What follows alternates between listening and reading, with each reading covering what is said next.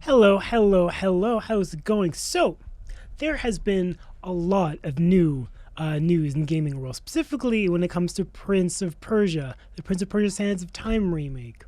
Now, Ubisoft last year, they released a trailer and said it was coming in 2026. Now, this has been a long time coming because this game was initially, this remake was initially announced in 2021. And then they delayed it, and then delayed it, and then they moved studios, and then finally they just said, we're redoing it from scratch. We're going to remake the game with the original studio, Ubisoft Montreal, and they're going to create an even better remake with one of better graphics. And we said, oh, how long can this take? It's only a 4-hour game. But anyway, this game is really well loved, especially by yours truly. I love this game. When I first played it almost 22 years ago now, 2003, fell in love with it. It was really the first game I actually could say I cared about, in a sense of oh yeah, gaming is actually kind of a cool thing to do every now and then, to no, I am now a gamer, because this game was so amazing. Really did capture my sense of narrative and story, really did capture my sense of parkour. It kind of made me almost choose my favorite sport, gymnastics, just because I saw the Prince do that. Oh, sick, that's cool, I should learn to do that too. It really told me to appreciate a story more and demand more from my game stories, because Prince of Persia Sands of Time came at a time when game stories were kind of mediocre. They weren't really focused on. A lot of them were kind of just typical action muscle man hero, just says whatever he wants, usually stoic, usually not caring about anything. And while the Prince is actually a lot like that, he's actually a bit more deep and more nuanced than a lot of typical action heroes of his time. And then Ubisoft would release a sequel, Warrior Within, which is also just as good. In fact, I'll probably say it's probably the best Prince of Persia game in terms of gameplay. And then they would finalize the trilogy with Two Thrones, which honestly I think was kind of ass. And they would keep doing this, then run into the ground, and then Prince of Persia is no longer be found. 15 years later, they released Lost Crown, another fantastic game I love. I think it's probably just as good as Sands of Time, maybe not for the story. And then after that, it's kind of nowhere to be seen. But this remake has been a long time coming. We've waited desperately for the return of Sands of Time. It's been 20 years. Ubisoft really doesn't really know what to do with the Prince of Persia series, especially when it comes to 3D, that we're like, fuck it, we're just going to remake it. And now lately, more and more news has come out from Ubisoft. Now, one of the surprising things is that it's the complete ground-up remake with a more realistic approach. And I was like, okay, I'm kind of neutral on that. I really don't think realism should, really mix well with Prince of Persia Sands of Time. I like the stylized look of the games. I like the fact that it kind of looks like a fantasy game. I like the fact that it has a magical sense to it. It's about sands going back in time. Of course, it's going to be unrealistic. I think Assassin's Creed should be the more realistic one, and Prince of Persia should be the more fantasy one. But I was like, hey, fine, it's realistic, whatever. Everyone's doing that.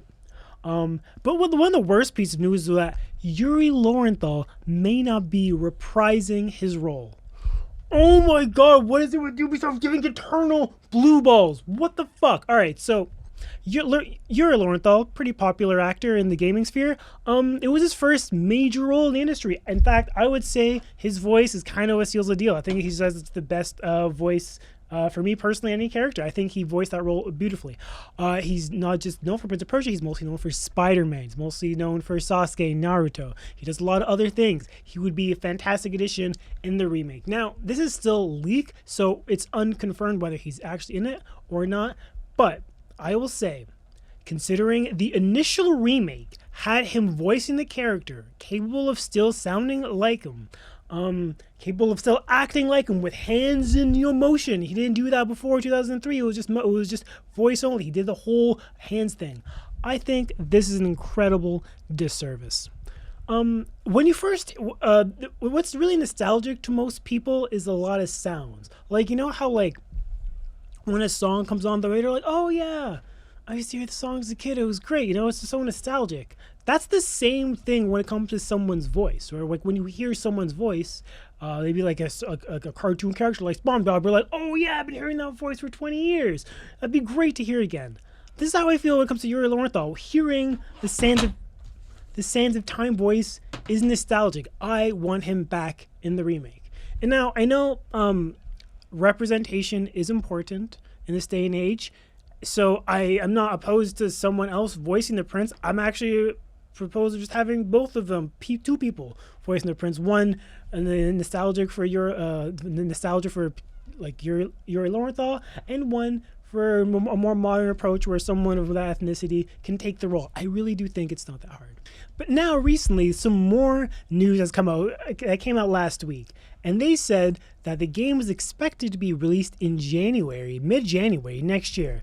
Now this is kind of crazy because the game is coming out in January and yet only has 2 months left of marketing. That's crazy. Now, I'm not against it coming out in January. I do think it deserves more marketing, but I do think the fact that the game has essentially been marketed once, talked about, then like taken away from public eye, and then come back again, I think it's kind of okay to not have a big marketing cycle for a remake because it just doesn't need much. It just needs like, here's a game from 20 years ago, better graphics, same actors, they better have the same actors as Ubisoft, and you can simply market that way. It doesn't need a long marketing cycle, but 2 months Ubisoft is kind of short. If it is coming out in January, you really pump it up. You really talk about it more. You really get the fires going when it comes to your marketing cycle. But other than it coming out in January, we also have some new news. Some gameplay leaks have been released by the Prince of Persia team. Now, these initially were created in early 2024 as some test footage, some very pre-alpha gameplay, just showing the acrobatics, the combat, and kind of some story direction. It was not meant to be seen by the public eye. And as you expect, it doesn't look the best. A lot of textures are missing. The final models don't look complete. The only thing we know is maybe the voices have been cast, but it was not meant to be seen by anyone except for the developers. And unfortunately, it got leaked. And this kind of caused a firestorm amongst the internet, amongst the gaming community, especially the anti-woke grifter community. You know who they are, people who complain at the tiniest amount of detail. Oh, they turned a female character from skinny to like slightly more thick. Ah, no. Oh, they added a black guy. Oh, no, they made a woman slightly more independent. Oh, no, the travesty. Yeah, that crowd, they started talking about it. And I think that's all a bunch of baloney. First of all, this is early pre-alpha gameplay. None of what you're looking at is final. Like, this is what the Prince and Farah look like. Now, personally, I don't like it. I don't think it's good. I think the final models, ideally, should look identical to how it was in the remake, in the original, right? I want to see this guy's face on the cover. I don't want to see some other Persian guy or some other Indian guy. I want to see this guy. Why? Because it's a remake. I want to see that in full 4K 60 FPS, every freaking polygon shown of his face, because that's what I dreamed of as a kid. Another thing a lot of these people are harping on is the fact that Farah is now a true ally. This is from the presentation for themselves. Capable of fighting independently with her bow and executing cooperative attacks, she's no longer a need to protect her. This is a good thing. This is actually a positive change to the game. Protecting NPCs is so early 2000s gameplay design. Everyone hated it. Everyone hated it. We didn't like it in Resident Evil 4, especially in that game, because when Ashley died, she would scream out in pain and everyone would annoy her. We didn't like it in Sands of Time, because while Farah didn't die as much, she still died, and if she died, the game would fail. The fact that NPCs now basically have like everything-proof shields is relatively good thing for gaming. I don't think we should go back to protecting NPCs. The people who are complaining about this obviously haven't played the game. You can tell by the way they speak. They haven't played the game. No one wants to be protecting NPCs like it was in 2003. And then like another thing they're complaining about is now she is a strong, independent woman capable of having agency. Again, did anyone play the game? I have. Farah was actually way more knowledgeable than the Prince. She knew more. She actually knew how to stop the Sands of Time. She knew how to stop the apocalypse. She knew where the Tower of Dawn was.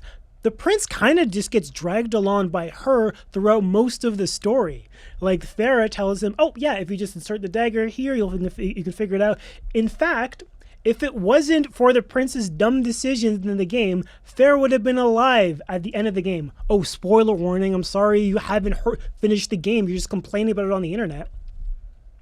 But yeah, Farah was already a strong independent character. There's no different. This is not a change at all. This is the same game as it was in the original.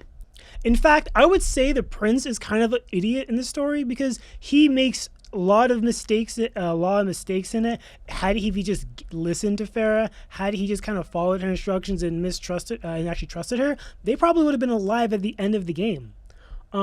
So yeah, I don't think that's anything worth complaining about either. But overall, I do get why people are upset by it. Though it does not look the best. It's not good when you have things leaked. It's never impressive. Ideally, how I want this game, this remake to be, is essentially just true to the original. Actually have the proper character models. Actually make the game longer, make the game more impactful, add more story to it. I do want to see a lot of the prince's intricacies and his character arcs actually being fleshed out more. The falling in love portion of the game kind of only happened in the last half, so it's pretty quick from oh, hi, how are you doing, to oh, I love you, oh my god, we should now maybe get married. I don't know how it works in ancient Persia. I think it's like if you just like someone, yeah, instantly get married. But overall, I'm relatively neutral. I'm relatively cautious about how Ubisoft is approaching this remake. It's actually the first remake they've done in a while, like ever. I don't think they're not known for doing remakes, so I'm cautiously optimistic. They do have a high bar to set for this standard of remake. Resident Evil 4 remake being the best remake I've played in probably 5 years.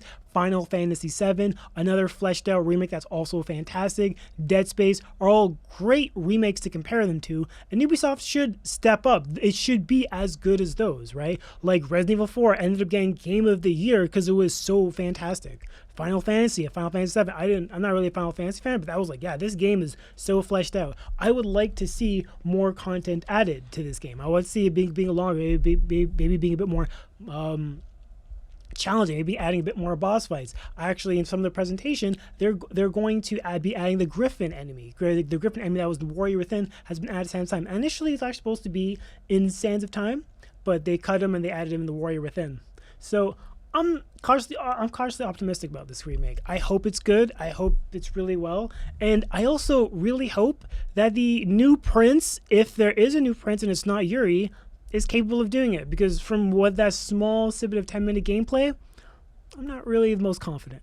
You know, like, Farah is good. I like Farah. I don't like the new guy. Just gotta be honest. I don't think he has that prince demeanor. I don't think he sounds like a spoiled child, which I think the prince should sound like a spoiled child.